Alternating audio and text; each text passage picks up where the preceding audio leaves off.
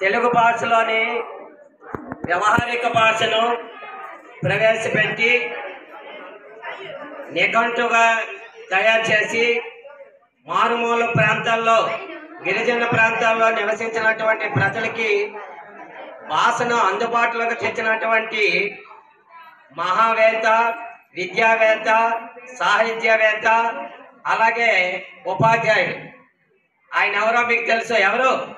గిడుగు వెంకటరామమూర్తి పంతులు. ఈయన 1863 ఆగస్టు 29న శ్రీముఖలింగం 25 మైళ్ళ దూరంలో ఉన్నటువంటి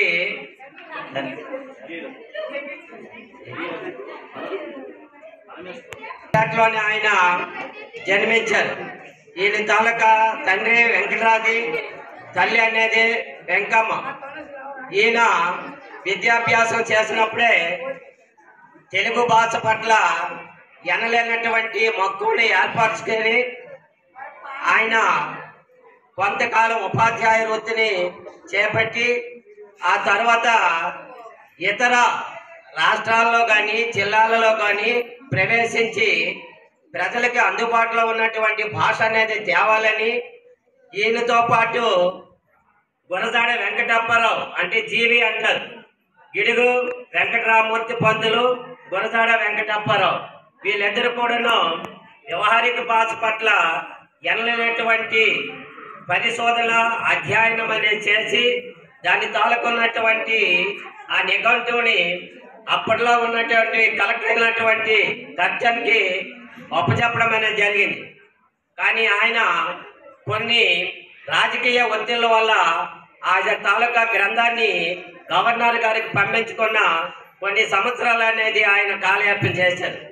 ఇందులో భాగంగానే 1909లోని దిద్దుబాటు, 1910లోని ముత్యాల సరాలు అనే పేరుతోని తన యొక్క నవలలు అనేది ఏర్పాటు చేసి ప్రజలకి అందుబాటులో ఉంచారు. అలాగే సవర లాంగ్వేజ్ అంటే గిరిజన ప్రాంతాల్లో ఉన్నటువంటి ప్రజలకు కూడా మన ఇంట్లో అయితే ఏ విధంగా అయితే వ్యవహారికంగా అంటే మాతృభాషగా మాట్లాడుతూ ఉంటామో ఆ తెలుగుని సులభమైనటువంటి పద్ధతిలోని ప్రజలకు అందుబాటులో ఉండాలనుకొని కొన్ని గ్రామాలను ఆయన పర్యవేక్షించి వాళ్ళు మాట్లాడినటువంటి భాషని ఒక గ్రంథస్థ రూపంలోనే ఆయన ఏర్పాటు చేశారు. అయితే పూర్వకాలంలో అయితే ప్రామాణిక భాష, అలాగే ఆధునిక భాష, అలాగే సంస్కృత భాష, మనకి దేవతలు మాట్లాడే భాష అనేది సంస్కృత భాషగా మనకి సర్వసాధారణంగా పరావస్తు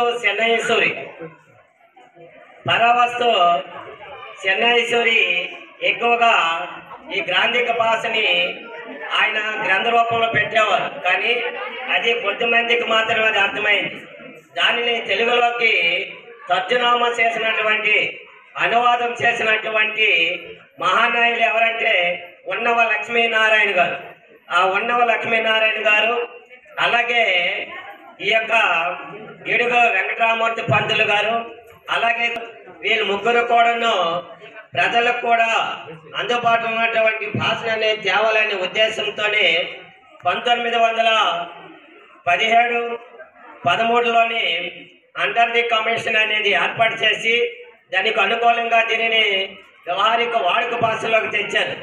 దాని కృషి ఫలితంగానే సుమారు ఒక 35 సంవత్సరాలు పట్టింది. ఆ తర్వాత అది అందుబాటులోకి అంటే వ్యవహారిక భాష అనేది అందుబాటులోకి అనేది రావడం అనేది జరిగింది. అంటే అప్పట్లో ఆయన చేసినటువంటి కృషి అనేది ఇప్పట్లో గిరిజన ప్రాంతాల్లో ఉన్నటువంటి ప్రజలు కూడా మన ఇంటి భాషనే వ్యవహారిక భాషగానే ప్రాతిపదికంగానే వాళ్ళు మాట్లాడుతూ ఉన్నారు. ఇటువంటి మహానుభావుడు చేసినటువంటి కృషి ఫలితంగా మనం ఇప్పుడు తెలుగు భాష దినోత్సవాన్ని ప్రతి సంవత్సరం కూడా ఆగస్టు 29వ తారీఖున మనం జరుపుకుంటూ ఉన్నాం.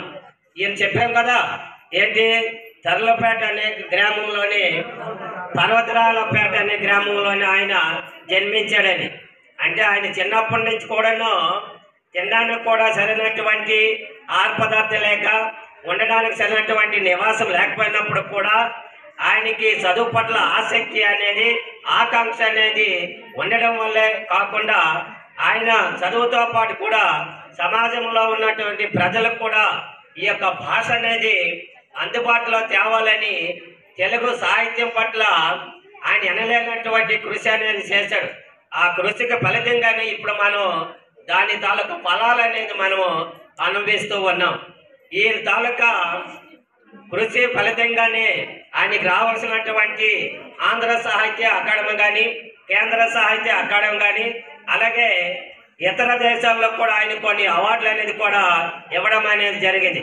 ఇటువంటి మహానుభావుడు 1940 జనవరి 22వ తారీఖున ఆయన పరమరించాడు. అయితే ఈ రోజున మనం ఇంకొక విషయం ఏంటంటే ధ్యాన్ చంద్ అనే వ్యక్తి క్రీడల్లోని ఎనలేనటువంటి కృషి చేశాడు.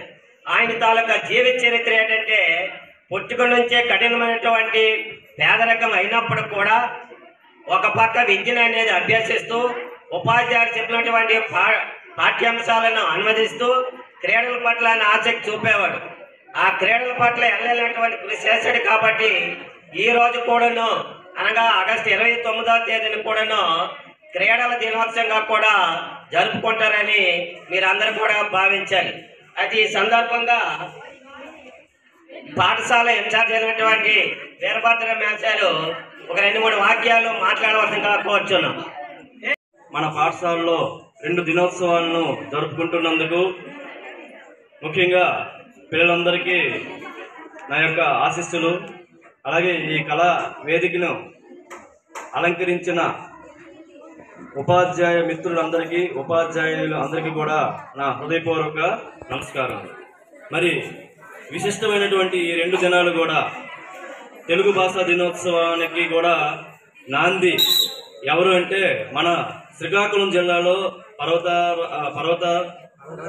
పర్వతరాళ్లపేట అనే గ్రామంలో జన్మించిన గిడుగు వెంకట రామ్మూర్తి గారు. మరి ఎంత అదృష్టవంతులు, మన జిల్లాలో పుట్టి ఆయన జన్మదినాన్ని మనం వ్యవహారిక భాషా దినోత్సవం, తెలుగు భాషా దినోత్సవంగా జరుపుకుంటూ ఉన్నాం. ఆయన ఒక సవర భాష అనే ఒక భాషని కూడా, దానికి లిపి కూడా ఉండేది కదట, ఆ లిపిని కూడా తయారు చేసినటువంటి మహానుభావుడు. మరి ఈరోజు మనం ఎక్కడ చూసినా, ఏ బోర్డు చూసినా, ఏ ఆర్డర్స్ చూసినా, ఏ జీవో కాపీస్ చూసినా అన్ని ఇంగ్లీష్లోనే ఉంటున్నాయి. ఇది మరి మన భాషను మనం కించపరుచుకున్నట్టు అవుతుంది. కాబట్టి రాబోయే రోజుల్లో మీరైనా సరే, మా యొక్క కృషి ఫలితంగా మేము ప్రయత్నిస్తూనే ఉన్నాము. ఈ యొక్క గవర్నమెంట్స్ కూడా తెలుగు భాషని తప్పనిసరి చేయాలని పోరాటం చేస్తున్న ఫలితాలు అయితే అంతంత మాత్రంగా ఉన్నాయి. కాబట్టి నా ఉద్దేశం ఏంటంటే, మనం ఎక్కడికి వెళ్ళినా సరే ఇంగ్లీషు ఉండాలి, అయినా సరే దాని దిగువన మన తెలుగు కూడా మనం పట్టు వదిలేయకూడదు. తెలుగులో కొలలు అనేకమైనటువంటి గ్రంథాలు మన కవులు రాసి మనకి ఇచ్చున్నారు. ఆ యొక్క అష్టాదశ పురాణాలని, ఎన్నో కథలు, ఎంతోమంది కవులు ఎన్నో నవళ్ళు రాసేసి మనకి ఆల్రెడీ ఉంచున్నారు. కానీ మనం ఏవి వాటిని చూసేటువంటి పరిస్థితి లేదు. తెలుగు అంటే చాలా చిన్న చూపుగా ఉంటుంది. అసలు భారతదేశంలోనే అతి ఎక్కువగా మాట్లాడే భాషల్లో 4వ స్థానం ఉన్నటువంటి తెలుగుని మనం కించపరచకూడదు. మీరు కూడా మనం తెలుగు భాష ఈ 2 రాష్ట్రాల్లో, తెలంగాణ, ఆంధ్రలో మనం పుట్టినందుకు గర్వించాలి. దేశ భాషలందు తెలుగు లెస్స, ఇటాలియన్ ఆఫ్ ద ఈస్ట్ అని దీనికి అనేకమైనటువంటి బిరుదులు మన భాషకు ఉన్నాయి. మన భాషలో ఉన్నటువంటి హల్లులు, అచ్చులు, ఈ హల్లులు అచ్చులు 56 అనే ఉన్నాయి. వాటన్నింటినీ యూజ్ చేసేటువంటి ఒకే ఒక భాష ఏదంటే తెలుగు భాష. అంటే ప్రతి సౌండ్ని కూడా మన భాషలో మనం ఉచ్చరించగలం. ప్రతి దానికి, ప్రతి భావానికి కూడా ఒక చిన్న పదం అంటూ మనకి ఈ తెలుగు భాషలో ఉంటుంది. కాబట్టి ఇందులో మధురం, అమృతం అన్నీ ఇందులోనే ఉంటాయి. మన భావాలన్నీ కూడా తెలుగులోనే మనం వ్యక్తపరుస్తూ దేశాల్లో కూడా ఈ తెలుగు ఎప్పటికీ కూడా మనం ముందుకు తీసుకెళ్ళగలిగే శక్తి మనం అందరం సంపాదించాలి. అలాగే అతి ముఖ్యమైన మరో 2వ దినం మేజర్ ధ్యాన్ చంద్ యొక్క జన్మదినం. ఈయన ఉత్తరప్రదేశ్లో జన్మించినటువంటి గొప్ప వ్యక్తి. అసలు ఈయన ఈ హాకీ స్టిక్ అతని చేతిలో ఉంటే చాలు ఎన్నో వింతలు విడ్డూరాలు ఆయన ఆ యొక్క ఆటలో సృష్టించేవాడని ప్రపంచ హాకీ క్రీడాకారులు చెప్పుకున్నటువంటి భావన ఆయన సంపాదించుకున్నారు. ఆయనకి రకరకాల బిరుదులు కూడా ఉన్నాయి. మేజర్ అని, లేకపోతే ద విజర్డ్ అని, మెజీషియన్ అని అనే చక్కనటువంటి బిరుదులు కూడా ఆయన సంపాదించుకున్నారు. 1905లో ఉత్తరప్రదేశ్లో జన్మించినటువంటి ఈయన ఒలింపిక్ గేమ్స్ లో 3-4 ఒలింపిక్స్ గేమ్స్ లో స్వర్ణ పతకాలు అందించినటువంటి గొప్ప మహానుభావుడు. మరి క్రీడలలో మనందరం కూడా క్రీడల్లో మనం చక్కగా రాణిస్తే మీ అందరికీ ఆయుర ఆరోగ్యాలు కూడా బాగుంటాయి. అలాగే మొన్న జరిగినటువంటి ఈ ప్యారిస్ ఒలింపిక్స్ లో కూడా మనం చెప్పుకోదగ్గ ప్రతిభను మనం సాధించుకోలేకపోయాం. దీనికి కారణం ఏంటంటే పాఠశాల స్థాయిలో నుండి కూడా ప్రభుత్వాలు ఈ క్రీడలకి ఎక్కువ ప్రోత్సాహం ఇవ్వకపోవడం, పేరెంట్స్ నుండి కూడా ప్రోత్సాహం లేకపోవడం, మా పిల్లలకి క్రీడలకు పంపించొద్దు, చదువు చెప్తే చాలు, ఒక డాక్టర్ ఇంజనీర్ అయిపోతే చాలు అన్న భావంతో మనం వెళ్ళడం, ఇదంతా ఒక ట్రాజడీగా మనం జరుగుతుంది. అదే చైనా, జపాన్, లేకపోతే ఇతర దేశాల్లో చూస్తే ఎలిమెంటరీ స్థాయి నుండే క్రీడలు నేర్పిస్తారు. ప్రతి ఒక్క విద్యార్థి కూడా ఒక సైనికుడిగా తయారు చేసి దేశానికి అందించడం అనేటువంటి రూల్స్ రెగ్యులేషన్స్ ఆయా దేశాల్లో ఉన్నాయి. మన దేశాల్లో వచ్చేసరికి ఇవి ఇంకా అమలు కావడం లేదనే చెప్పాలి. మరి రాబోయే రోజుల్లో ఈ క్రీడల్ని అతి ప్రాధాన్యత తీసుకొని మన పాఠశాలలోనైనా మనం వీటి గురించి నేర్చుకొని మీరు మీ యొక్క భవిష్యత్తులో వీటిని వినియోగించుకుంటారని, మీ ఆరోగ్యం కాపాడుకుంటారని ఈ అవకాశం ఇచ్చిన పెద్దలందరికీ నమస్కారం తెలియజేస్తున్నాం. అలాగే దీన్ని ఉద్దేశించి